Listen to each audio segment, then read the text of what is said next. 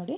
ಸ್ಟಾರ್ಟಿಂಗಲ್ಲಿ 5 ಸಲ 3 ಚೈನ್ನ ಹಾಕ್ಕೊಂಡಿದ್ದೀನಿ. ಈ ಆರ್ಚ್ ಕಂಪ್ಲೀಟ್ ಆದಮೇಲೆ 6 ಸಲ 3 ಚೈನ್ನ ಹಾಕಿಬಿಟ್ಟು ಸೀರೆ ಮೇಲೆ ಎಲ್ಲಿಗೆ ಬರುತ್ತೋ ಅಲ್ಲಿಗೆ ಲಾಕ್ ಆದಮೇಲೆ 3 ಚೈನ್ನ ಹಾಕಿ ಸೀರೆನ ಟರ್ನ್ ಮಾಡಿಕೊಂಡು ಲಾಕ್ನ ಮಾಡ್ಕೊಳ್ಳಿ.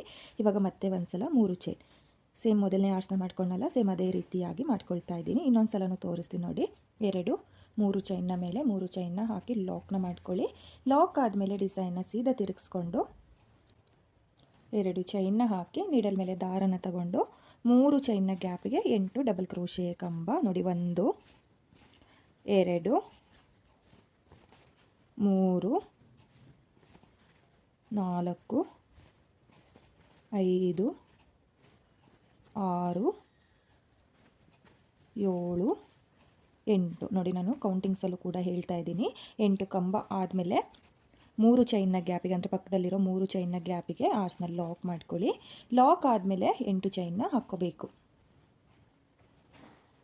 8 ಚೈನ್ನ ಹಾಕಿ ಡಿಸೈನ್ನ ಟರ್ನ್ ಮಾಡಿಕೊಂಡು ಇಲ್ಲಿ 2 ಚೈನ್ನ ಮೇಲ್ಗಡೆ ಗ್ಯಾಪ್ ಇರುತ್ತೆ, ಅಲ್ಲಿಗೆ ನಿಡಲ್ನ ಹಾಕಿ ದಾರನ ತಂದು 8 ಚೈನ್ನ ಲಾಕ್ ಮಾಡ್ಕೊಳ್ಳಿ ನೋಡಿ. ಲಾಕ್ ಆದಮೇಲೆ ಮತ್ತೆ 8 ಚೈನ್, ಮತ್ತೆ 8 ಚೈನ್ನ ಹಾಕಿ ಆರ್ಸ್ನ ಲಾಕ್ ಮಾಡಿರ್ತೀವಲ್ಲ ಆ ಲಾಕಿಗೆ ಲಾಕ್ನ ಮಾಡ್ಕೋಬೇಕು ನೋಡಿ. ಈ ಲಾಕಿಗೆ ಲಾಕ್ನ ಮಾಡ್ಕೊಳ್ಳಿ. ಲಾಕ್ ಆದಮೇಲೆ ಇವಾಗ ನೀಡಲ್ ಮೇಲೆ ಒಂದು ಸಲ ದಾರನ ತಗೊಂಡು 3 ಚೈನ್ನ ಗ್ಯಾಪಿಗೆ ಒಂದು ಡಬಲ್ ಕ್ರೋಶೆ ಕಂಬ ಆದಮೇಲೆ ಮತ್ತೆ 2 ಚೈನ್ನ ಹಾಕಿಬಿಟ್ಟೆ ಡಬಲ್ ಕ್ರೋಶೆ ಕಂಬದ ಗ್ಯಾಪಿಗೂ 8 ಕಂಬನ ಮಾಡ್ಕೋಬೇಕು.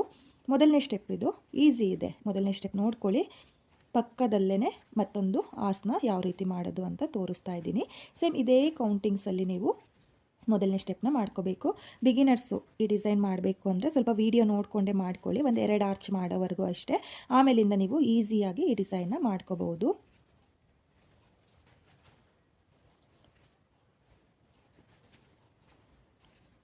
ನೋಡಿ ಮತ್ತೆ 8 ಕಂಬನ ಮಾಡ್ಕೊಂಡಿದ್ದೀನಿ. 8 ಕಂಬ ಆದಮೇಲೆ ಸೀರೆ ಮೇಲೆ ಎಲ್ಲಿಗೆ ಬರುತ್ತೋ ಅಲ್ಲಿಗೆ ಸ್ಟ್ರೈಟಾಗಿಟ್ಟು ಲಾಕ್ನ ಮಾಡ್ಕೊಳಕ್ಕೆ ಹೋಗ್ಬೇಡಿ ನೋಡಿ. ಈ ರೀತಿ ಲಾಕ್ನ ಮಾಡ್ಕೊಳಕ್ಕೆ ಹೋಗಬೇಡಿ. ಒಂದು 3 ಚೈನು ಅಂದರೆ ಸ್ವಲ್ಪ ಒಳಗಡೆಗೆ ನೀವು ಲಾಕ್ನ ಮಾಡ್ಕೋಬೇಕು ನೋಡಿ. ಲಾಕ್ ಆದಮೇಲೆ ಇವಾಗ ಮತ್ತೆ 6 ಚೈನ್ನ ಹಾಕ್ಕೊಳ್ತೀನಿ. 6 ಚೈನ್ನ ಹಾಕಿಬಿಟ್ಟು ಇದೇ ರೀತಿ ಡಿಸೈನ್ನ ಕಂಪ್ಲೀಟ್ ಮಾಡ್ಕೊಳ್ತೀನಿ.